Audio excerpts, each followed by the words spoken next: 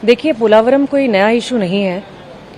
अभी जो सरकार चुपचाप बैठा है वहां पे सामने में, और हम लोग विरोध किए पोलावरम प्रोजेक्ट को। यही सरकार जो बीजेपी सरकार थी 2015 में 2021 में यूनियन मंत्री के नेतृत्व में हर जगह वो लोग पोलावरम के अगेंस्ट में अपोज करते थे। आज जब सरकार में आ गए, जब उनके साथ डबल इंजन है, यहाँ पे लोकल के साथ वहां पे भी जुड़ गया पाया उनका, तो उनकी जिम्मेदारी थी कि ये प्रोजेक्ट किस तरह से उड़ीसा को आघात ना करे, उसी हिसाब से प्रस्ताव दें। प्रोजेक्ट पास होने के पहले उसका आलोचन करें एंड सही तरीके से आगे बढ़ें। लेकिन हम देख रहे हैं कि जो डबल इंजन है कुछ जानते नहीं है और ये पूरा उड़ीसा को डुबाने के चक्कर में लगे हुए हैं। क्या एक्चुअली क्या पोलावरम इशू में जैसे बॉर्डर में देखिए, पोलावरम में अभी भी अगर देखेंगे वहां पे डिस्प्यूट चल के वो डैम का काम अटका हुआ है, तो और भी जितना हाइट है 140 फीट है, करीबन 32-33 फीट हाइट होने जा रहा है। होने से क्या होगा, वो जो मालकानगिरी एरिया है वो पूरा एरिया में जो पानी का जो फ्लो है वो उल्टा हो जाएगा। जब पानी का फ्लो रिवर्स हो जाएगा तो फ्लडिंग होने का भी बहुत चांस है, जो कि हिसाब से बताया जा रहा है 1400-1500 हेक्टर गांव सब पानी में पूरा डूब जाएगा।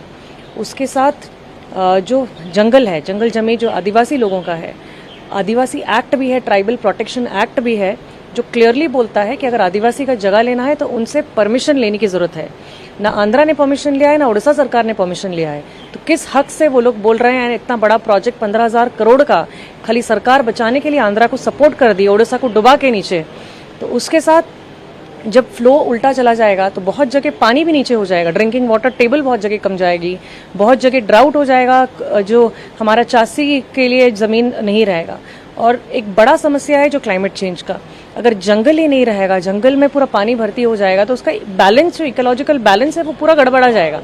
तो ये इतना बड़ा समस्या है। और उड़ीसा सरकार ने खुद बोला है, जब आंध्रा को उस वक्त पूछा गया था कि पोलावरम प्रोजेक्ट में रिहैबिलिटेशन प्लान है कि नहीं, उस वक्त उड़ीसा सरकार ने भी बोला था कि हमारे पास उतना कैपेसिटी नहीं है कि उतने लोगों को हम लेके रिहैबिलिटेशन कर सकें, और आंध्रा भी वहां से कोई सपोर्ट नहीं दे रहा था। तो आप किस हक से इतना बड़ा प्रोजेक्ट सेंट्रल बजट में कल अनाउंस कर सकते हो, जबकि उड़ीसा ने आपको यकीन करके 20 MP दिया है, सरकार गठन हुआ है ये जो स्वाधीनता के बाद पहली बार। तो ये एक अत्याचार, अन्याय हुआ है।